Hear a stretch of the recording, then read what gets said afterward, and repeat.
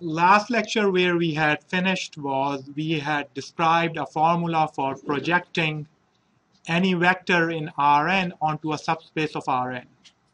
So we had discussed notions of dimensions, basis, and projection.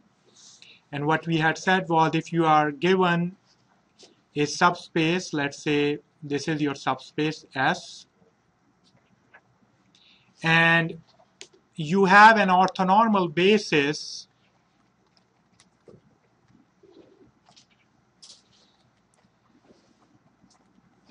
of S, which we said let's denote that by Bi, and assuming that S is m dimensional where m is less than m, and we have this basis, then the formula given any x in Rn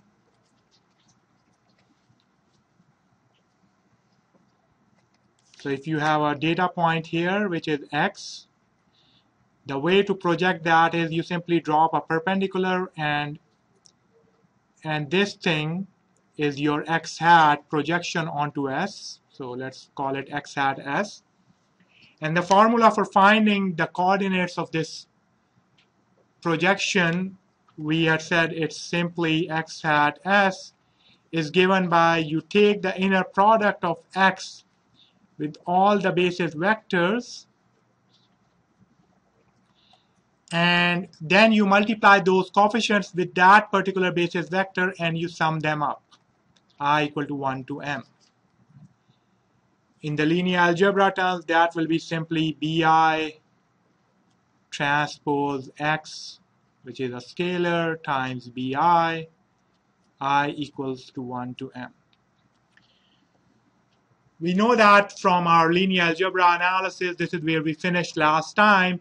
We want to extend the same notions, not in that much rigorous sense, but at least in a sense that we can carry forward these ideas of projection to the case of abstract vector spaces. Okay? So the definition of basis in abstract vector spaces becomes a little tricky because you may not have finite dimensional vector spaces.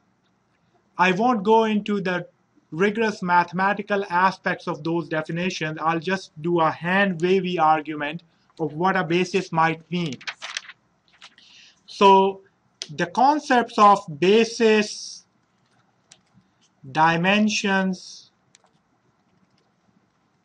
and projection onto a subspace generalize to abstract vector spaces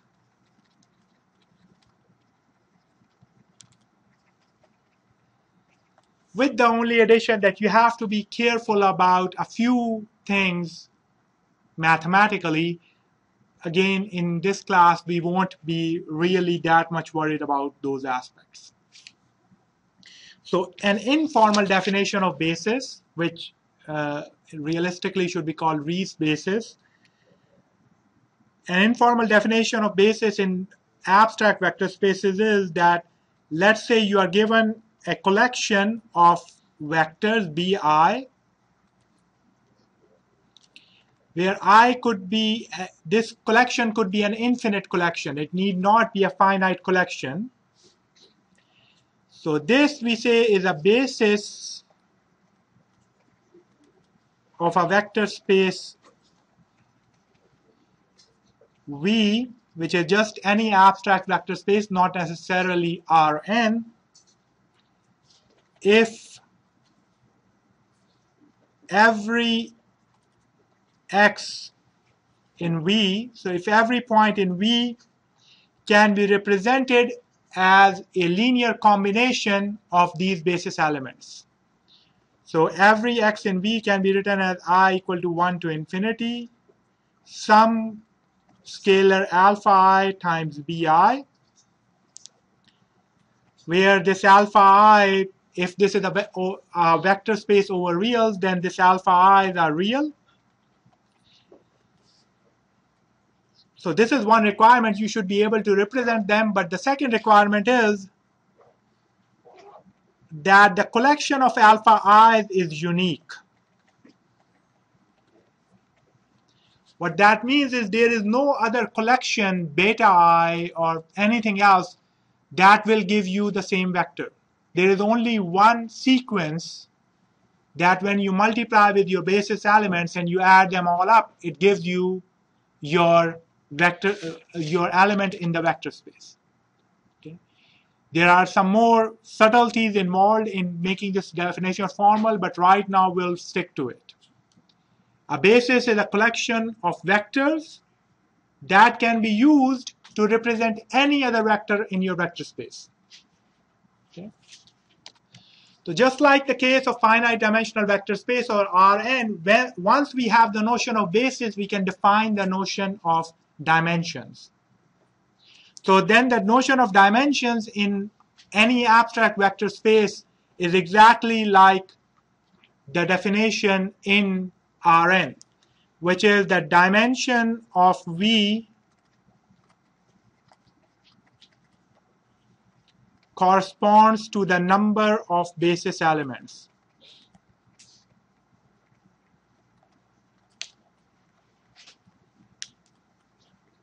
Or basis vectors, or you can say the cardinality of the set of basis vectors. So it's clear that since in many cases you may end up with an infinite collection, in abstract vector spaces, the dimension can be finite or it can be infinite.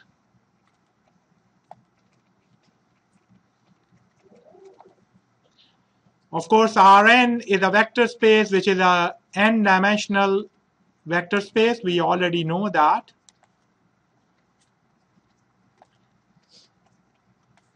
But the collection L2R, the space of all finite energy signals, is an infinite dimensional vector space.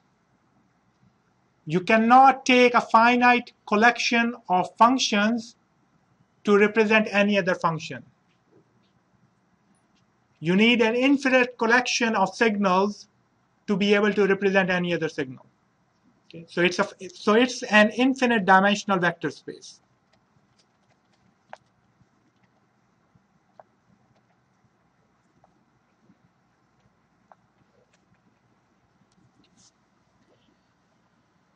But even though in a general vector space, especially in L2R, the notion of dimension can be infinite, you can have infinite dimensional vector spaces. By that token, you can have infinite dimensional subspaces.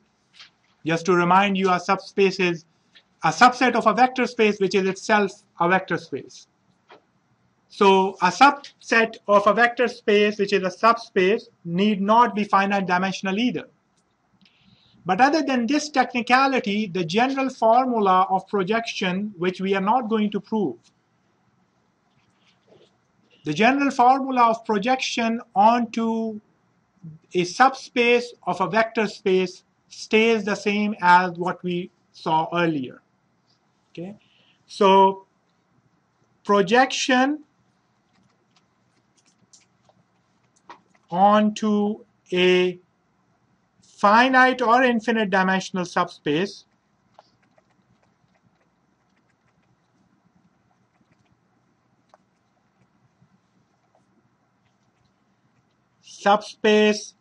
of a vector space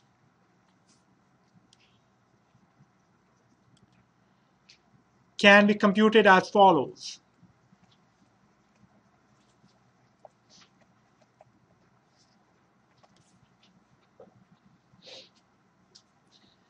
So let's call again the subspace, let's call it S, which is a subset of my vector space V. That is one thing that you need, of course, a subspace. The second thing is you find basis for this subspace. So just to differentiate them from the basis for my vector space, I am going to represent those bases as this collection phi, which consists of phi I equals 1 to infinity. I am going to assume it's infinite dimensional subspace So is a basis, but that is not all. We also want that the basis is orthonormal.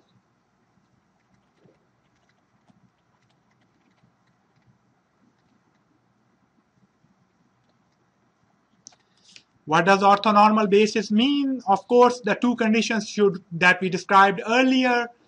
Every element in the subspace must be representable by a linear combination of these bases, but these bases should be orthonormal, which means, now go back to the abstract definition of orthogonality or orthonormality, which is that if I take inner product of any two elements in the basis, that is equal to 0, or sometimes as long as I is not equal to j. That gives us orthogonality, and normalization comes from the fact that phi I equals to 1 for all I. Okay. One other way of writing the same orthonormality condition is, sometimes you will see it written like phi I, phi j, inner product delta ij, which is by definition, this delta ij, which is called the Kronecker delta, is supposed to be 1 if I equals to j and 0 if I is not equal to j. This delta ij is defined as 1, I equals j, 0, I not equal to j. As compared to the direct delta, which is defined in the continuous domain, this is called Kronecker delta.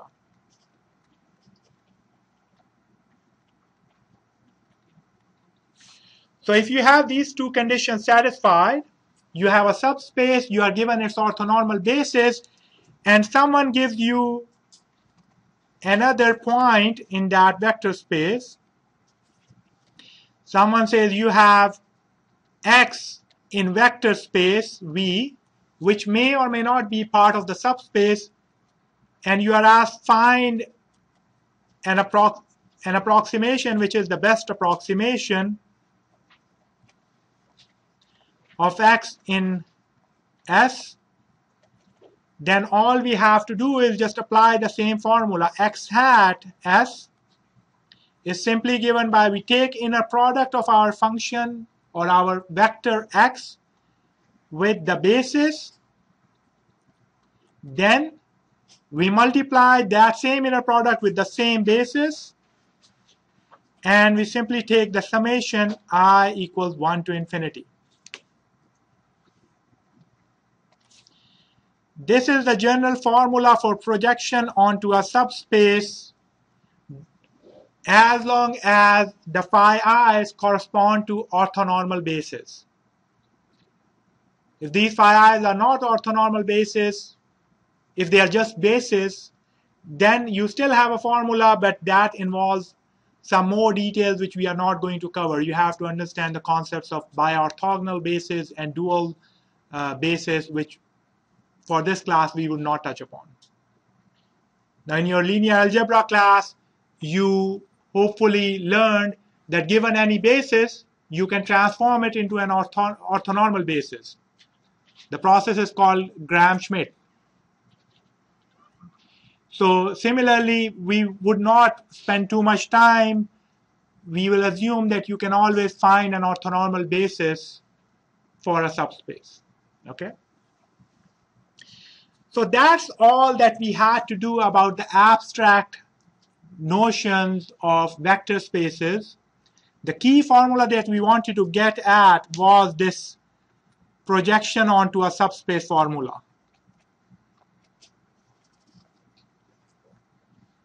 which is a subset of my vector space. And we will now continuously use this formula pretty much throughout the class. We'll use it in sampling, we'll use it for analysis operations when we are going to do transform domain signal processing. So it's imperative that we understand the significance of this formula. Okay? So the next thing we want to do is, now once we are armed with this abstract understanding of projection onto a subspace, let's revisit the sampling theorem of sampling band-limited signals, and let's ask ourselves, if we had known this formula originally, how could we have derived what we saw earlier? Okay. So let's go back now to the world of L2R and band-limited signals. We are going to assume they are band-limited to omega n L2R. Okay.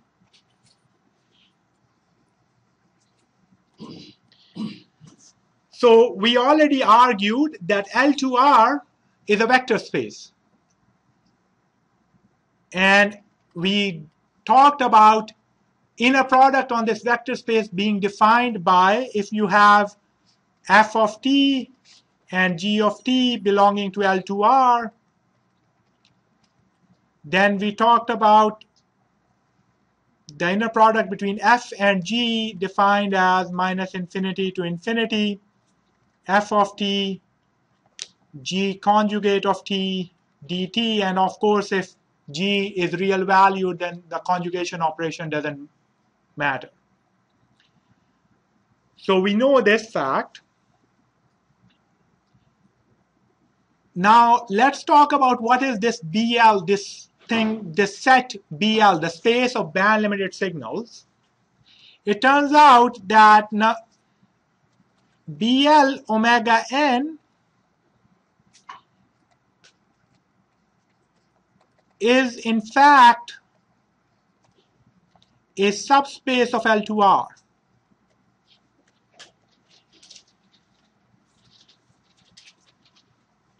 Just to remind you again, what does a subspace mean? That it is closed under linear combinations. So we won't do it, but you will be given an assignment in which you will show that this space of band-limited signals is indeed a subspace. Which means that if you add two band-limited signals, you get back another band-limited signal. It's almost trivial. Okay.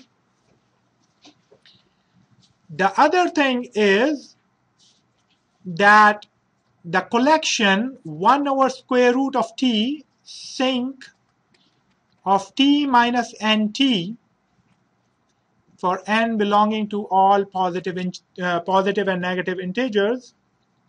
This is an orthonormal basis of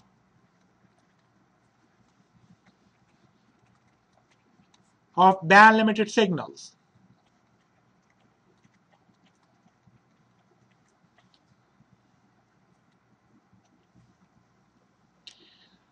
This being basis means that every x of t in BL omega n L2R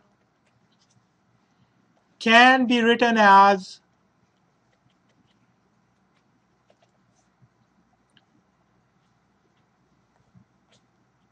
x of t equals to summation some coefficients alpha, let's call them n, sinc of t minus nt over square root of t n from minus infinity to infinity.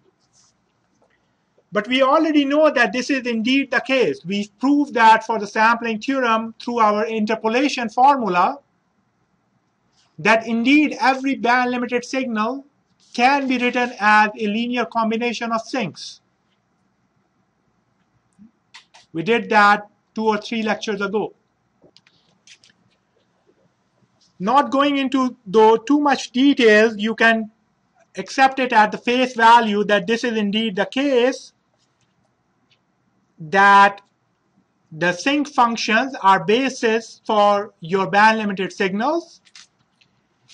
Orthonormality means that all sincs, so if you do sinc of t minus nt over square root of t and sinc of t minus mt over square root of t. If you take their inner product, that inner product is a canonical delta nm, which means that if m equals to n, then this integration is 1. So remember, this inner product in the world of signals is given by integration. So this integration is 1, otherwise it is 0. Okay. So this is simply given by integration of the two things.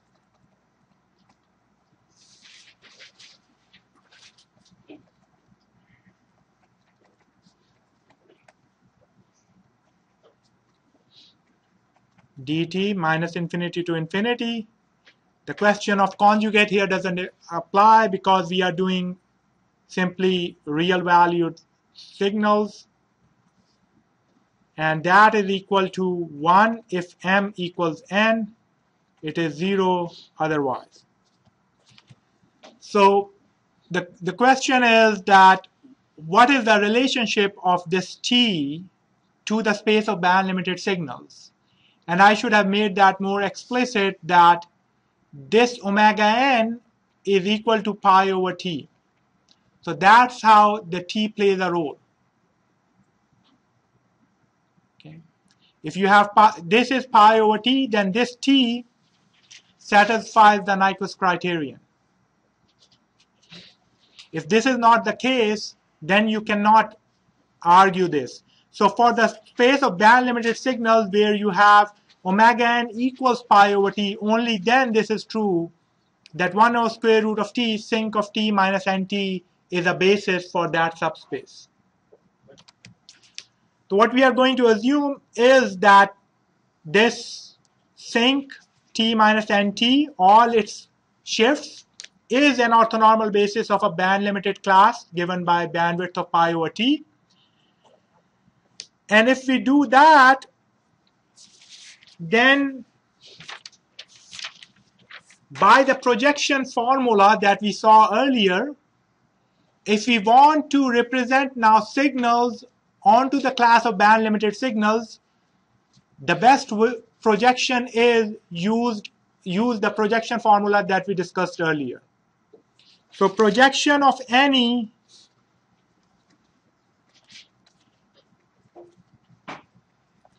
x of t belonging to L2R, that according to the projection formula is given by simply x tilde t. We take the inner product of our original function x with sinc of t minus nt, t here, over square root of t, and then we multiply it with the same basis. So the basis against t minus nt over square root of t,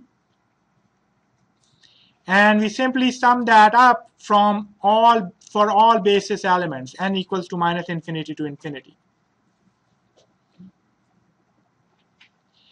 This x tilde of t is projection of any signal in L2R onto the space of band-limited signals. So if I now again make a picture, but now this picture does not relate to the n-dimensional Euclidean space. Assume that this is my space of band-limited signals, and this is any x. The way we want to approximate this x of t is by projecting onto this subspace, and the projection is given by this formula. Okay. So let's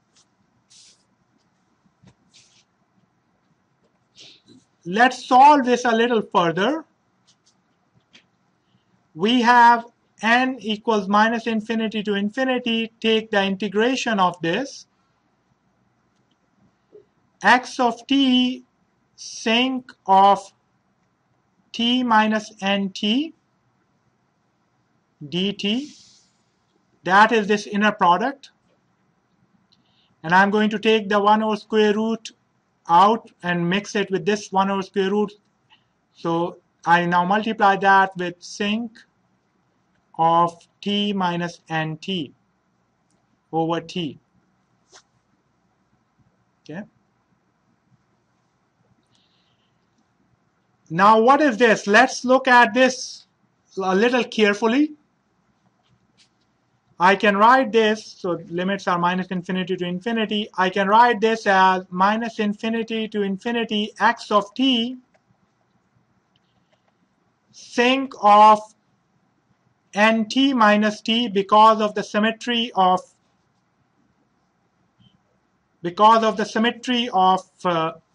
my sinc function.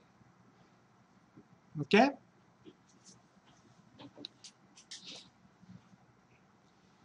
And now I can simply write this as minus infinity to infinity x of t sinc of u minus t dt, where I am replacing u by nt.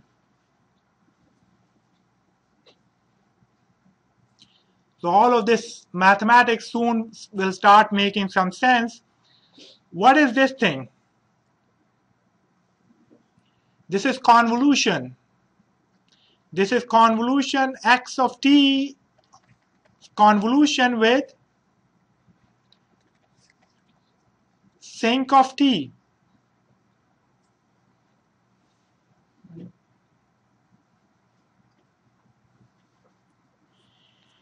And what is this thing? This is the sampling operation. You are taking the samples every t seconds. Okay. So if you focus on this summation again, what we get back is the same formula that we obtained from our sinc interpolation.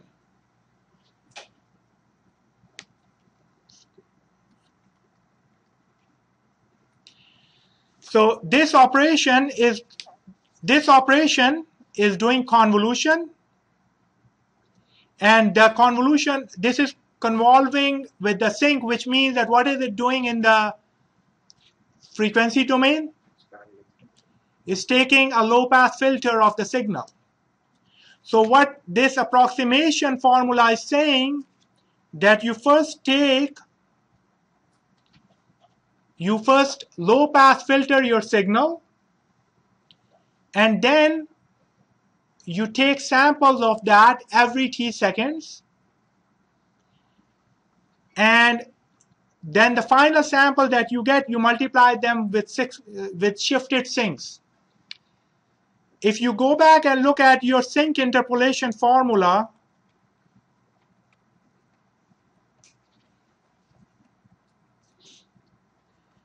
that is exactly this expression. Your sinc interpolation formula looks exactly like this. So effectively, what the Shannon-Nyquist sampling theorem is doing is it is saying you are dealing with a band-limited signal, but that band-limited signal is nothing but a subspace of L2R. And what the Shannon-Nyquist sampling theorem tells you is you just project your signal onto that onto that subspace, and your samples are given by these inner products. So if you want to talk about it in an abstract geometric sense, these things correspond to the samples of your sampling strategy,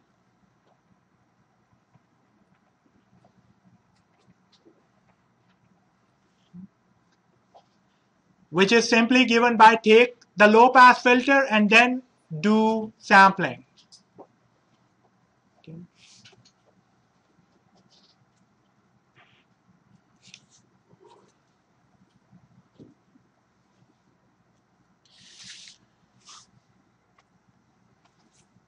So we can now derive then or talk about now sampling in a more general setting. We can say that if our mathematical model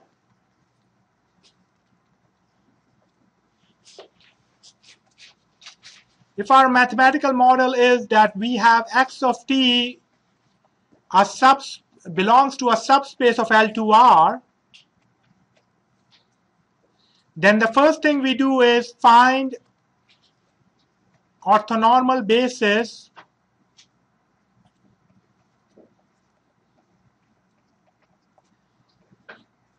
for the subspace S.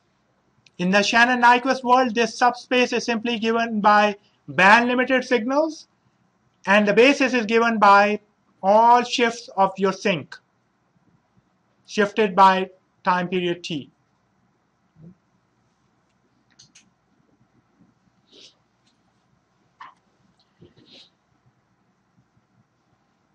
And once you have found the orthonormal basis, then the approximation of x of t in S is given by simply x tilde of t equals inner product of your x of t with your basis elements. So let's call those basis elements again phi I of t. Phi I of t. You multiply them with phi I of t then, and you sum them all up.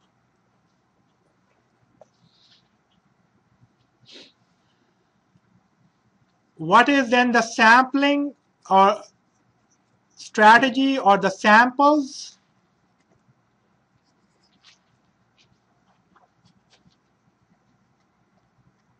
We simply take inner product of our signals with our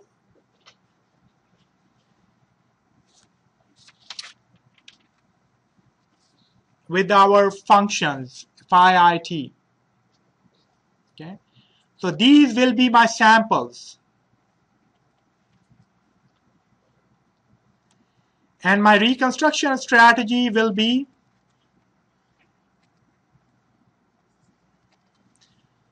so I'll denote these samples by x tilde of n. My reconstruction strategy is going to be x tilde of t equals to simply x tilde of n and all of my basis functions.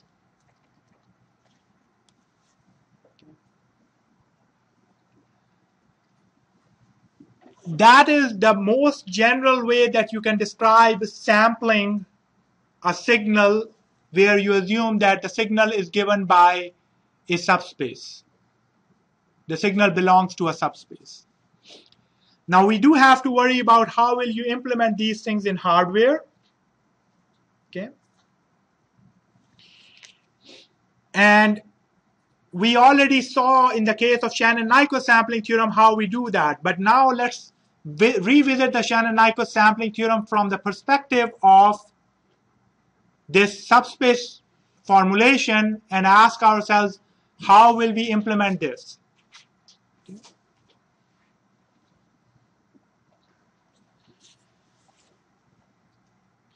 So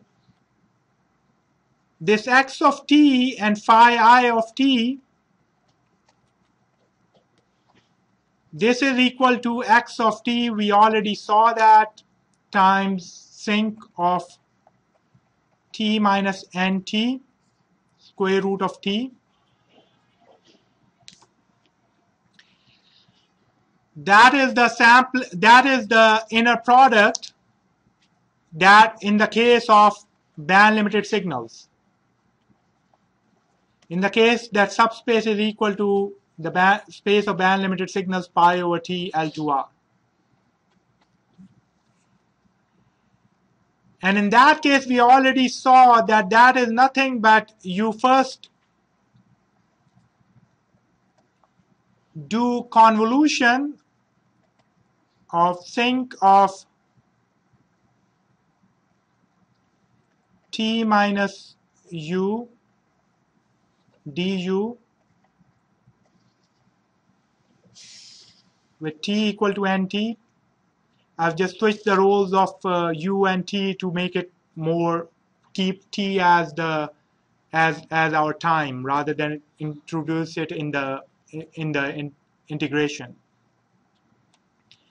So this is simply equal to x of u convolved with sinc, or x of t convolved with sinc of t, t equals to nt. So the operation for sampling in this case is you have x of t coming in. You first filter with a sinc, which we know what it is. It's a low-pass filter, or you can call it anti-aliasing filter. And then whatever comes out, you simply sample it at every t seconds. And these are your samples. We can call them x tilde n, which are nothing but integration of x of t and sinc. Sorry, there should be a square root of t over here and a square root of t over here because we are assuming orthonormal basis. Sinc of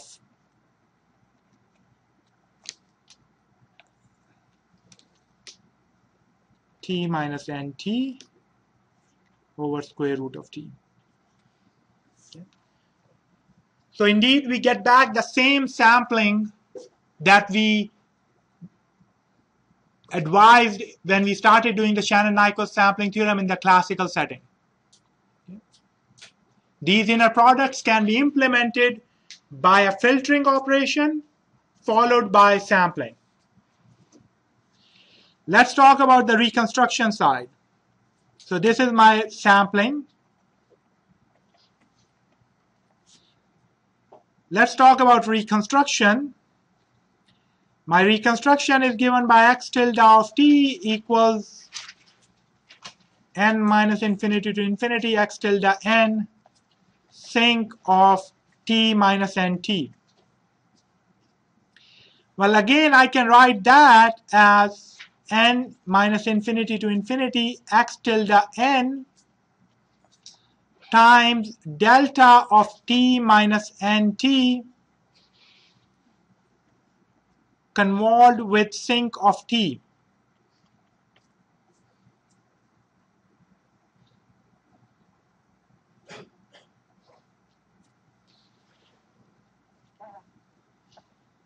Because if I convolve these delta impulses with this sinc, I get back this expression. Convolution with the delta is simply going to shift the function to that location. Okay. And again, I'm forgetting square root of t because we are assuming orthonormal basis. So if you look at this expression of reconstruction, again, the same architecture that we discussed earlier comes to mind. You are given sequence. You use that, convert from sequence to an impulse train.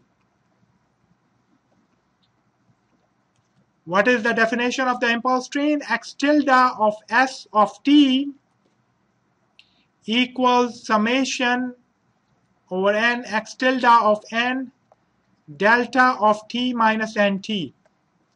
Once you have converted into an impulse train, then what do? You filter, you convolve with a sinc function. So then you filter with this sinc function,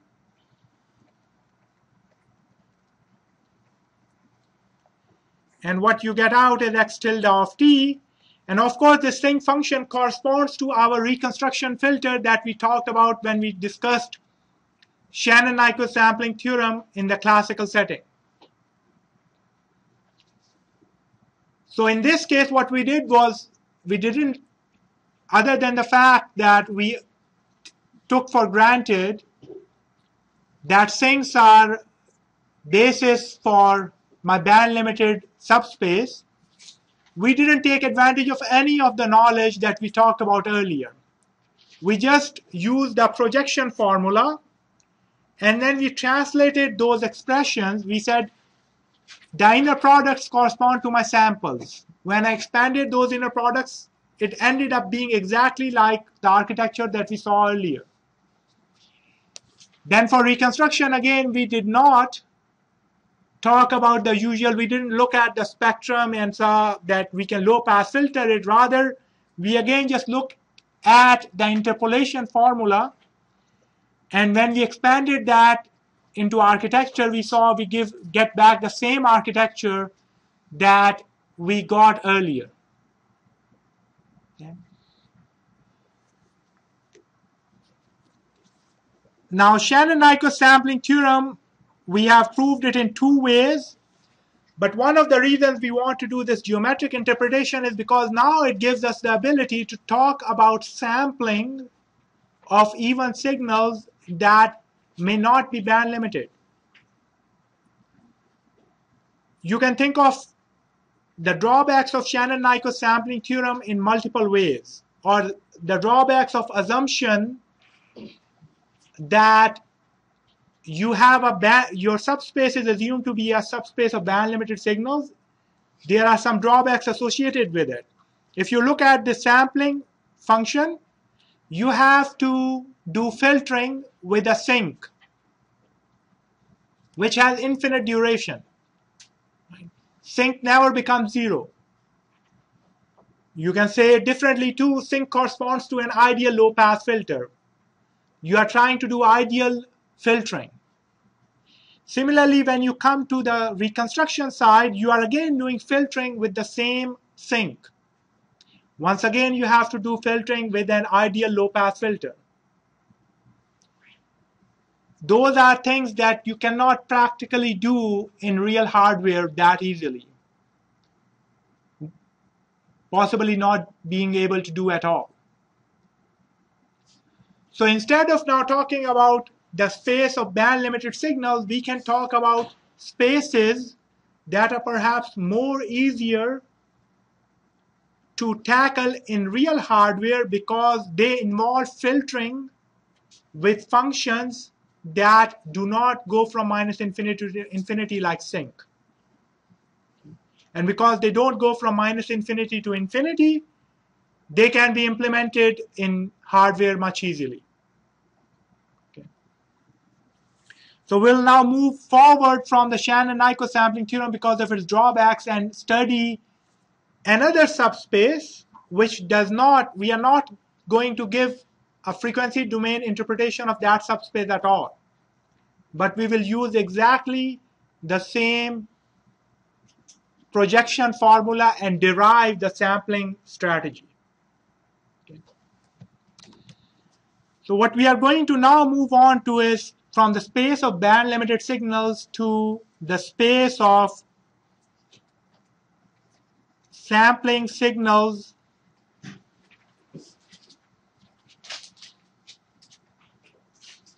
according to the space of piecewise constant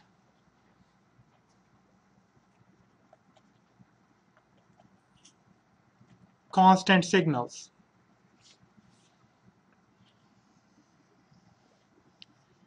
The sampling associated with it, you can call it block sampling or sample and hold strategy.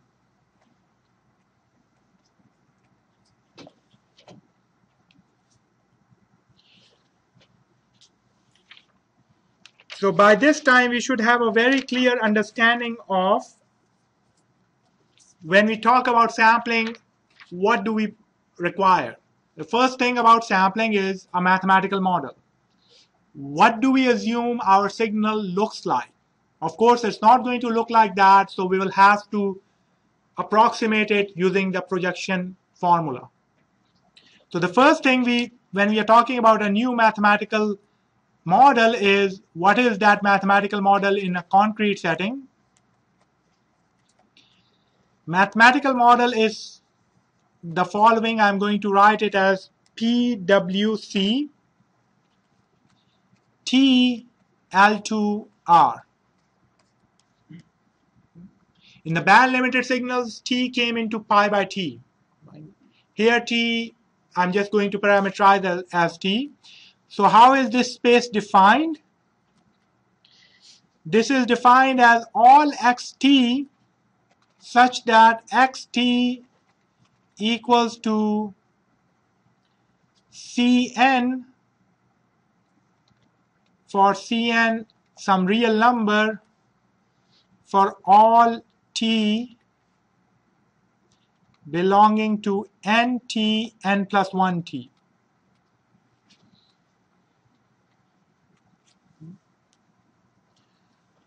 Let's try to decipher that. What this is saying is you have your time domain, you divide it into pieces of t seconds each.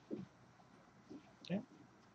So 0, you do t, 2t, 3t. Now we are dealing in time domain, 4t minus t minus 2t.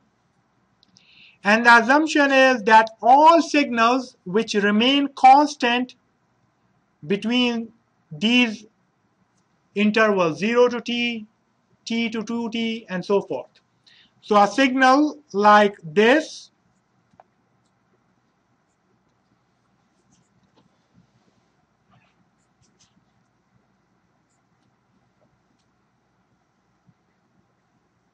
so it's supposed to be a straight jump.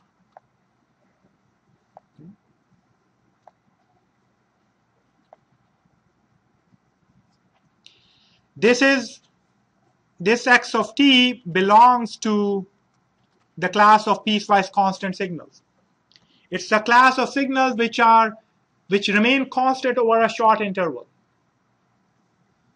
Now real world signals are not going to look like that, but if you take t to be very small, then what happens? Then you can approximate signals by these piecewise constant signals. Right? You take t to 0, and you essentially have these very tiny intervals, and you can approximate any signal by that. Okay? But if you in general look at the class of piecewise constant signals, it is not a band-limited class. You have these jumps. And we know whenever there are these sharp jumps, we are not going to end up with band-limited signals. For example, one of the signals that belongs to this class is x2 of t is this. It is between 0 and t, it is 1. And its Fourier transform is sinc, which is not band-limited at all. So this class and the class of band-limited signals, they are completely separate things. Okay? That is band-limited signals, completely different object. This is class of piecewise constant signals. And there are advantages and disadvantages, and we will have an assignment in which we will play with the two constructions for different signals and see that in one case, one might be better than the other. But if you have functions which are discontinuous, approximating them using this class is better than approximating them using band-limited signals. Okay. So this is my mathematical model. Now we are going to use our geometric understanding of sampling theory. So what is the first thing that we need if we want to use that? So the first thing we need to show is that PWC is a subspace of L2R, which effectively means it is enough to say that pick any two xt and yt from this class and then show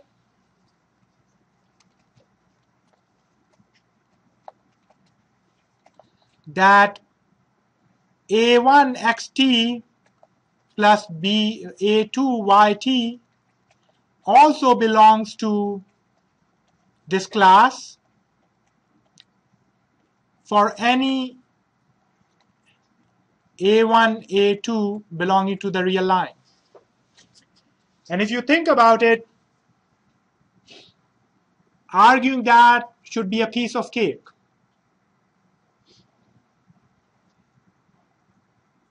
We will not formally again do it here.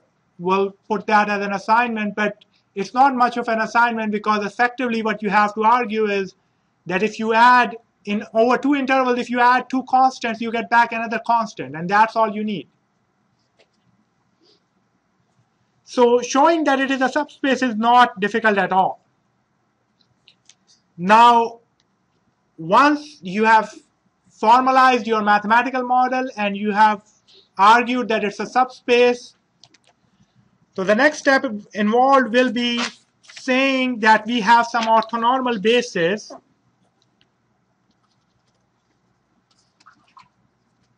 So we have to find orthonormal basis for this class PWC TL2R.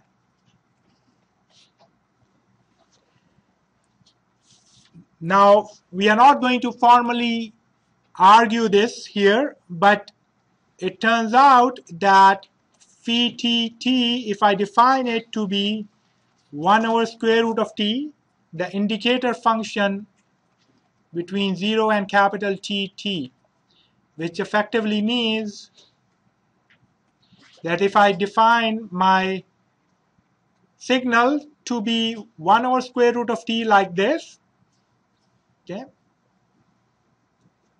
and if I shift this canonical function, this basic function by time periods capital T, then all those collections form orthonormal basis for my space of piecewise constant signals. Showing that actually they are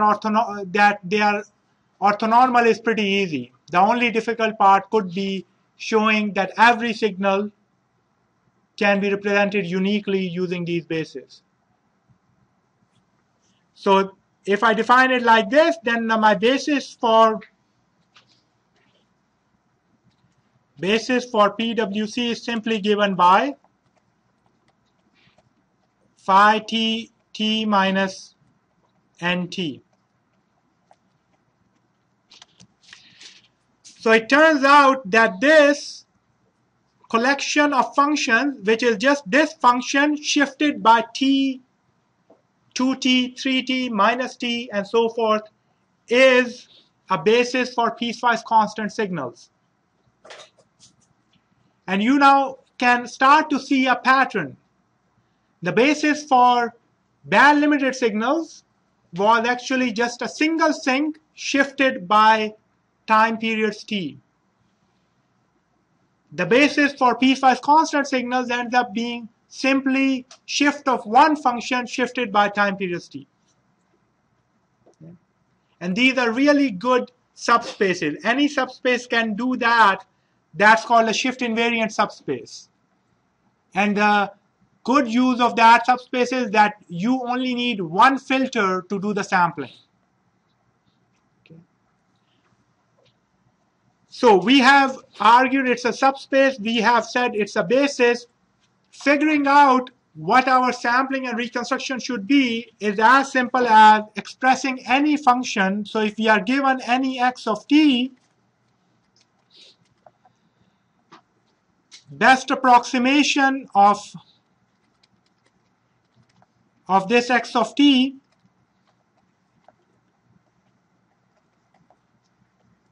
on this piecewise constant subspace t is simply given by the basis expansion, the projection formula that we saw earlier. We are going to call that x tilde t. What's the formula? We take inner product of our function with all my basis elements. So my basis elements are phi t,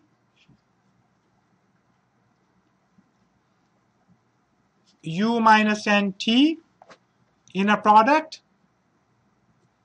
and then I'm going to multiply them with the same basis element. So I get phi t, t minus nt.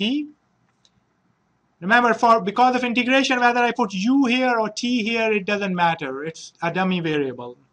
So don't get confused because of that. And n equals to minus infinity to infinity. This is my approximation formula.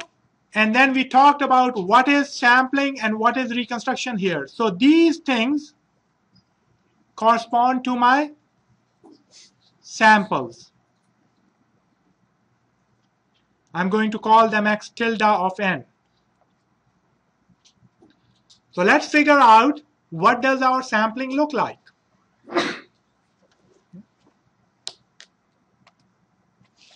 So I am saying my samples x tilde of n are going to be inner product of x of u, which is simply integration x of u, phi of t u minus nt du. Okay. Okay, what I'm going to now do is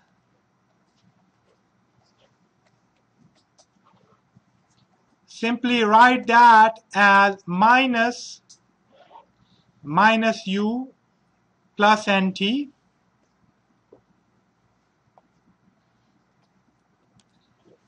du. Of course, I have not done anything here, just taken negative constant.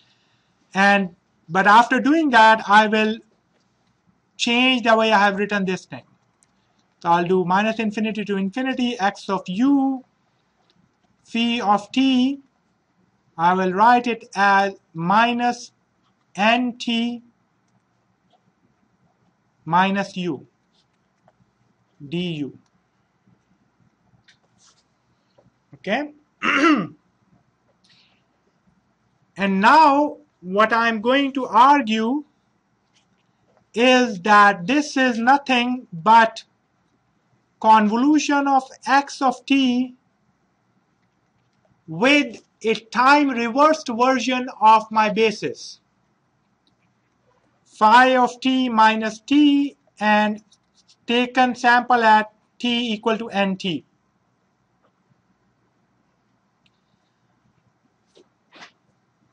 To see that, we just have to expand this formula. So convolution with the time reversed version is simply going to be minus infinity to infinity x of u phi of t, okay, minus t plus u du. If you compare this expression to this expression, you see that the only difference is that instead of little t, you have t equal to nt. So effectively, what is happening is you are first taking convolution with a time reversed version, a flipped version of your basis, the signal that generates your basis, and then taking samples every t seconds. Now, why did we not see this time reversed effect in the case of sync? Because sync is symmetric around 0. So a time reversed version of a sync is a sync. But since in this case we are starting from 0 to t, time reverse version of it is not the same. So what is the sampling strategy then going to be? The sampling strategy says you start with x of t, and then you filter that x of t by phi t of minus t, where phi t of t is the function that you shift to get your basis. So you shift it with phi t of, you convolve it with phi t of minus t, and then, which is this thing, and then at the output, what do? You take samples every t seconds. Okay. That is your sampling. So a pattern is beginning to emerge here. In the case of band-limited signals, our bases were given by shifts of sinc. So for sampling, what we did was first convolve with the sinc. In this subspace, our bases are given by shifts of phi t of t, this constant function. So we convolve with a time-reversed version of that function. And then after the filtering, this is called pre-filtering. After the filtering, we just have a switch which closes every t seconds, and you collect your samples. Now, if you think about it in hardware, if you write this expression and you think about it in hardware, this is pretty easy way to sample because you are effectively sampling with a non-band limited filter. You are just, if you write it down and work out the details, you are actually, all you are doing is you are taking average of the function between two endpoints. Okay? You are computing what is the average value of the function. You are replacing the function in an interval by just its average. Okay? So that's why it's called block sampler, or you can think of it as sample and hold. Now let's talk about the reconstruction side. So again, we'll focus on this interpolation formula, which is simply, I'm going to now expand that. That is n x tilde of n phi of t n phi of t t minus nt.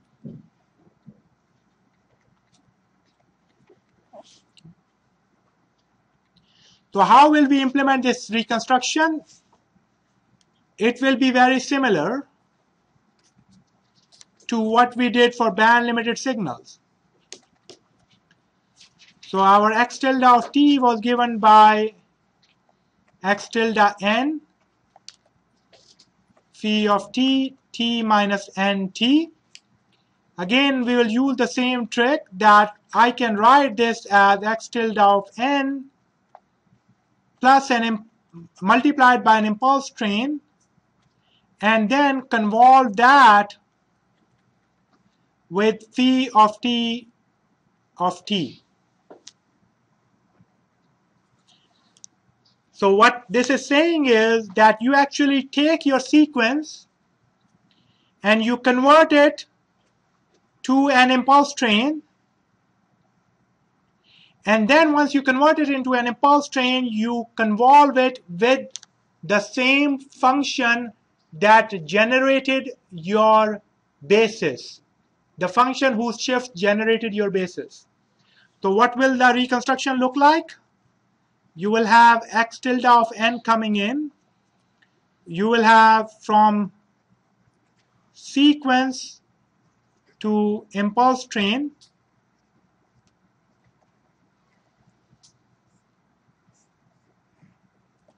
And of course, t has to go in there so that you can generate the right. And you will call that xst equal to summation of n x tilde of n delta of t minus nt, which is exactly what we did for band-limited signals too. The difference will come in which filter we do afterwards. So rather than filtering with sinc, we are going to filter with this phi t of t, and we'll get back x tilde of t. And of course, if x tilde of t was a piecewise constant signal, then you will get back a piecewise constant signal. But if it was not, then you will get back an approximation to a piecewise constant signal. We have not gone to the frequency domain at all in this class of signals.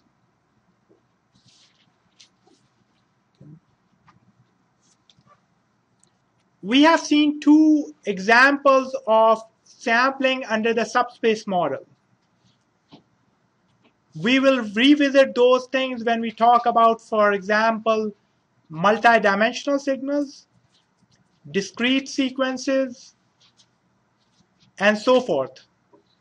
But right now, I just want to end this continuous time discussion of that and tell you the general flavor of results that you see. Both class of band-limited signals and piecewise constant signals and many other subspaces, they belong to the class called shift-invariant subspaces. So both band-limited and piecewise constant signals are special cases of shift-invariant subspaces. What is the definition of a shift-invariant subspace? Given a subspace S,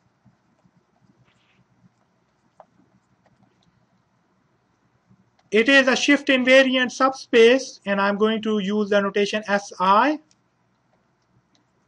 It is an SI subspace if, let's say, you have x of t belonging to S, implies that x of t minus some multiple of your time that you are dealing with, k of t, or let's use n of t, it also belongs to S. So if you take a signal and you shift it by the amount of your sampling time, you still get back a signal in the same class. Think about band-limited signals. If you take a signal which is band-limited and you shift it, it will still remain band-limited. So the space of band-limited signals is a shift-invariant subspace. Similarly, you take the class of piecewise constant signals defined on the interval between every t seconds, and you shift it by t seconds, or any multiple of t seconds, it will still be a piecewise constant signal on those intervals. Why we like shift-invariant subspaces so much? Because if S is a shift-invariant subspace,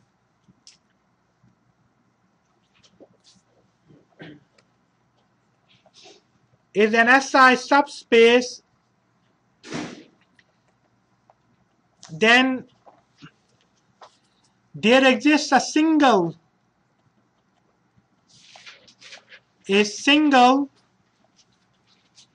function or signal g of t such that the collection of all the shifts of that single function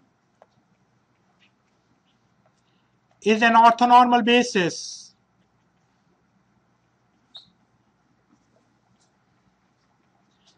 for the subspace. In general, your basis elements need not be shifts of each other. We saw the class of band-limited signals in which your basis elements were just shifts of a sink. We saw the class of shift-invariant subspace. We saw the class of piecewise constant signals in which the basis elements were simply shifts of a single constant signal. This is not the case in general for every subspace, but it is indeed true for a shift-invariant subspace. What that means is that if you have a shift-invariant subspace, if your mathematical model starts with a shift-invariant subspace, then sampling and reconstruction for that can be done using simple one filtering before sampling and one filtering during reconstruction. That's the significance of dealing with shift-invariant subspaces, just like what we saw earlier. Effectively, the architecture that you get if you are given X belonging to S such that S is shift invariant, then you are saying that X tilde of t is simply given by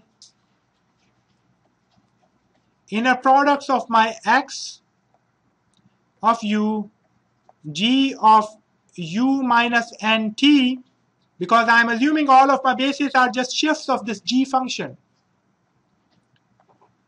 times G of T minus NT. And these correspond to your samples, and we call them X tilde N. And then that rest is your reconstruction formula.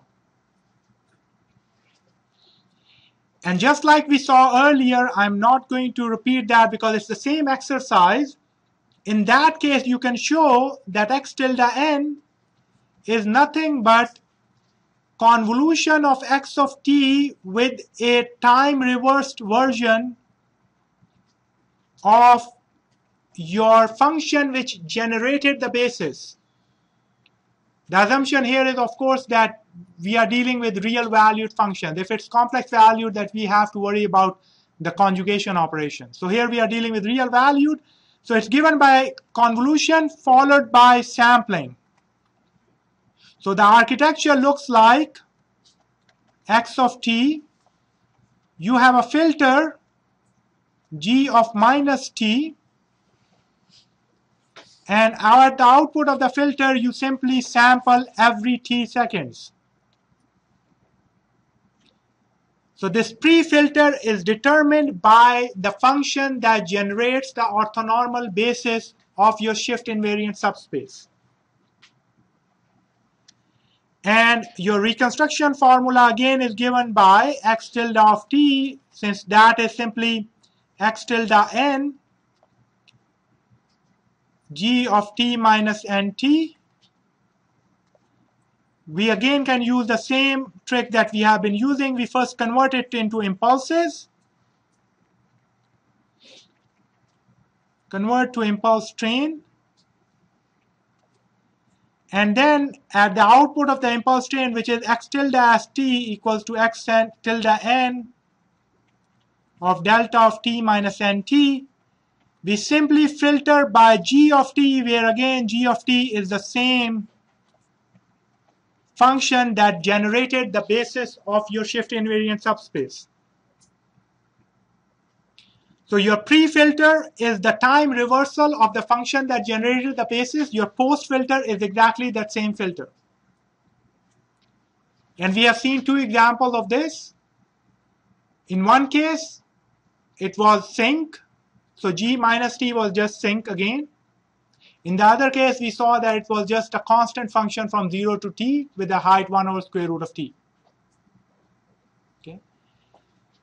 You can extend this same formulation to many other classes. One other class, for example, is that of what is called as the class of spline functions. Splines are piecewise polynomials which are at the edges, they are smooth. Okay. I'll briefly touch upon that in the next class. Expressing the orthonormal basis of spline spaces is a little tricky, so I won't go into the details. But it turns out that spline spaces are also shift invariant. You can again verify that very easily. And because of that, the sampling and reconstruction will be exactly the same.